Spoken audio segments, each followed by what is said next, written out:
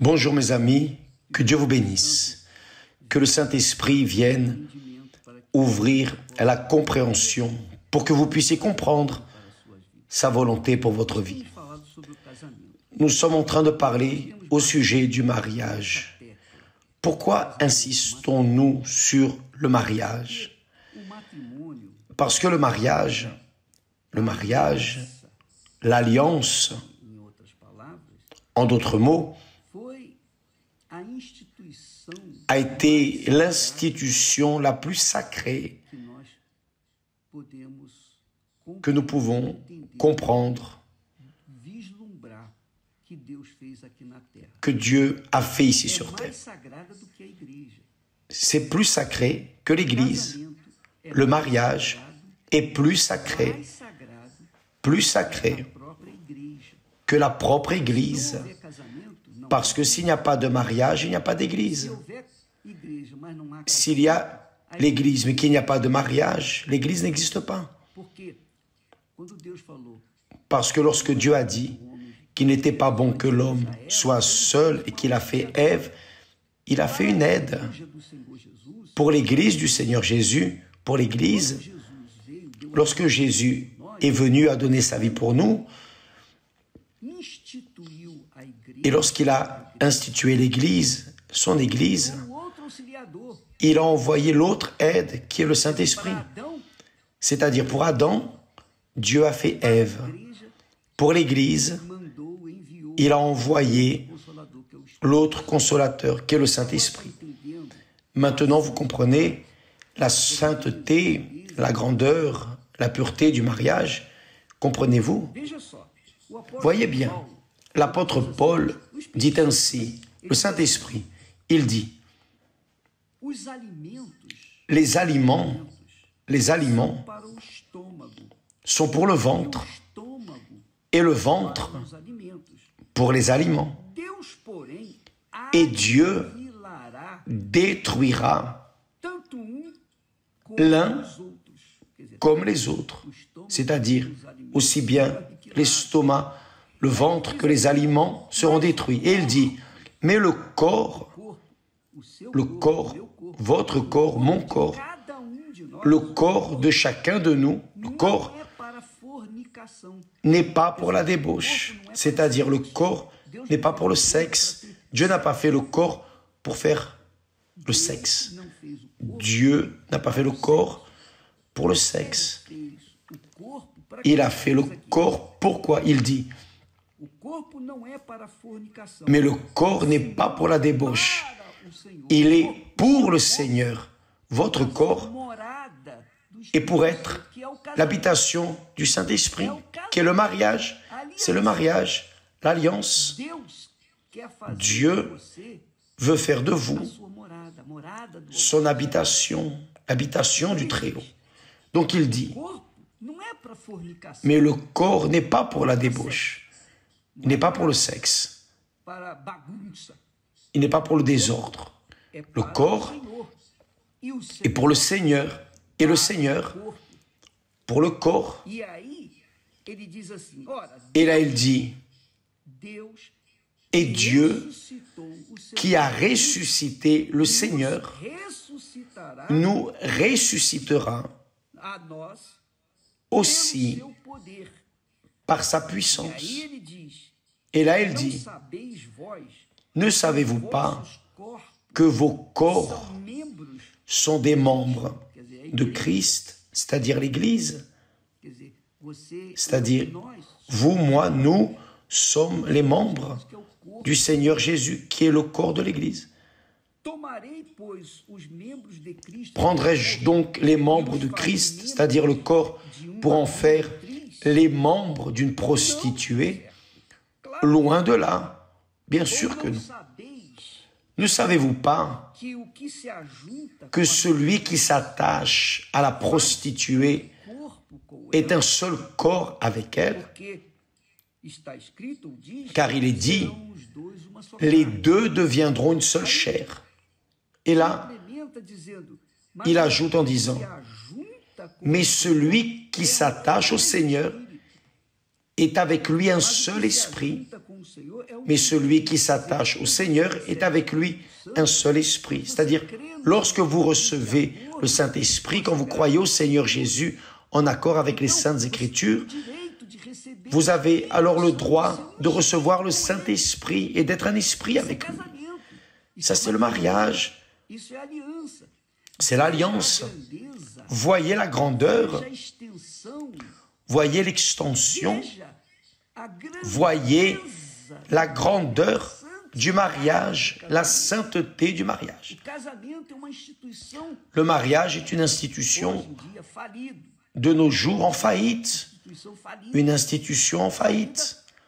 En faillite pour les incrédules, pas pour ceux qui sont de Dieu. Pour ceux qui ont une alliance avec Dieu, le mariage est une sainteté. Le mariage est le reflet, c'est une représentation, un symbole, un type du mariage, de l'alliance avec Dieu. C'est pour cela qu'à l'Église universelle, le pasteur qui n'est pas bien marié est retiré de l'autel. Il ne peut pas être sur l'autel. Comment va-t-il parler de mariage s'il a un mariage fracassé? Comment? C'est la même chose. Comment une personne menteuse peut-elle prêcher l'Évangile? Si j'étais menteur, je n'aurais pas les conditions de prêcher l'Évangile, parce que l'Évangile est la vérité. C'est la même chose. Si je suis de Dieu, si mon mariage est un mariage divin, donc j'ai l'autorité pour prier pour vous, qui avait une famille, qui voulait constituer une famille. J'ai l'autorité de bénir votre famille. Et c'est ce que l'évêque Renato et Christiane font chaque jeudi au temple à 8 heures. Comme cette semaine, il va revenir, il sera ce jeudi, après-demain, à 20 heures au temple.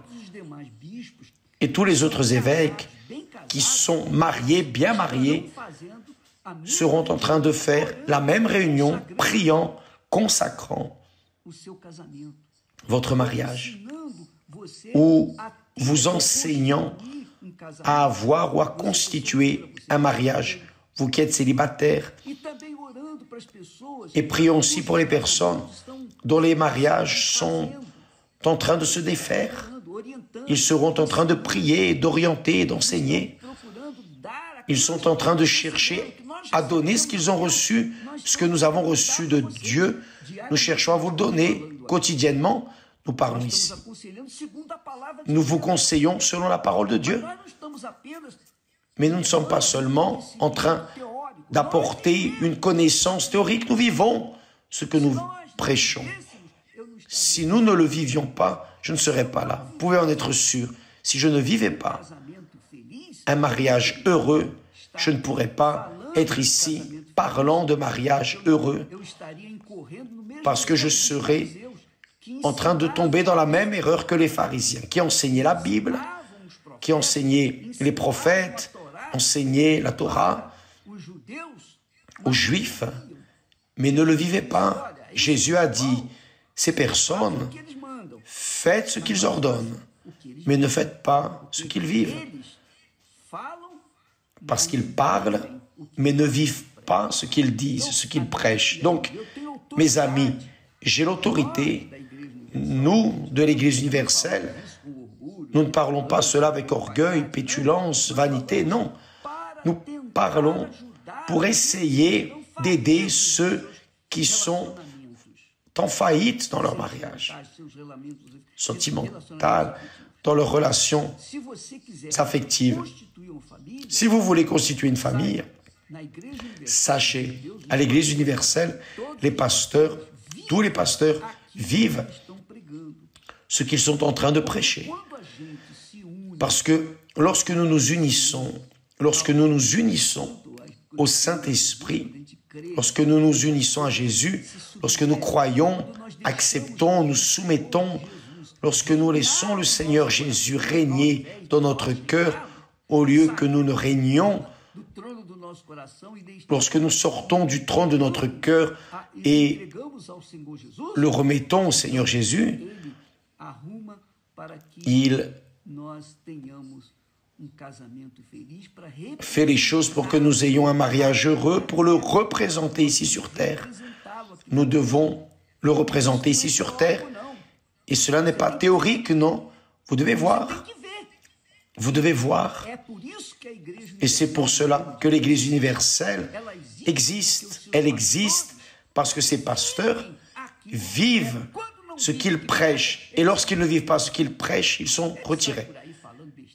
Ils sortent en racontant des bêtises. Et on ne veut même pas savoir. Ce qui est important, c'est que notre conscience est propre et Dieu voit notre effort pour essayer d'aider les autres, donner aux personnes ce qu'il nous a donné, le Saint-Esprit.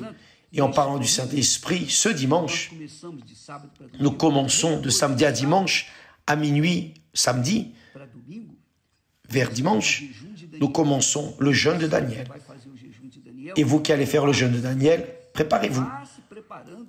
Commencez à vous préparer pour éliminer de votre pensée toute information qui n'est pas en accord avec la parole de Dieu. Nous allons éliminer les loisirs, nous allons éliminer ces pensées futiles, vaines, que les personnes apportent. Nous allons chercher à nous immerger dans l'esprit de Daniel qui a jeûné 21 jours pour connaître, savoir ce que Dieu voulait, pour que Dieu parle, pour que Dieu révèle ce dont il avait besoin. Et vous, de quoi avez-vous le plus besoin? C'est le Saint-Esprit, n'est-ce pas?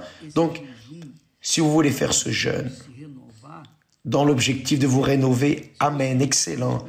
Si vous n'avez pas le Saint-Esprit, vous n'avez pas la certitude du Saint-Esprit, d'avoir été baptisé du Saint-Esprit, vous allez faire de toute votre force, mettez toute votre force, parce que le jour où vous allez recevoir le baptême du Saint-Esprit, vous aurez alors trouvé le trésor qui est caché et qui n'est révélé qu'à ceux qui sont sincères, qui cherchent avec soif, faim, le précieux trésor que Dieu nous donne, qui est le Saint-Esprit, qui est l'Esprit du Seigneur Jésus-Christ.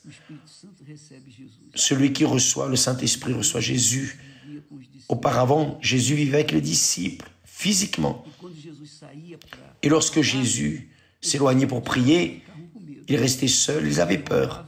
Lorsque Jésus revenait, ils s'encourageaient. Aujourd'hui, Jésus, que fait-il? Il vient à nous, il se fait présent en nous, c'est le mariage. Il entre en nous. Et il reste à chaque instant jusqu'à notre entrée dans le royaume des cieux. C'est le baptême du Saint-Esprit, c'est-à-dire le Saint-Esprit et Jésus en esprit, en chacun de nous. Et c'est ce que nous allons chercher à partir de la soirée de samedi à dimanche. À partir de ce samedi, maintenant, à minuit, nous commençons le jeûne de Daniel. Et vous êtes notre invité. Que Dieu vous bénisse. Et à demain, au nom du Seigneur Jésus. Amen.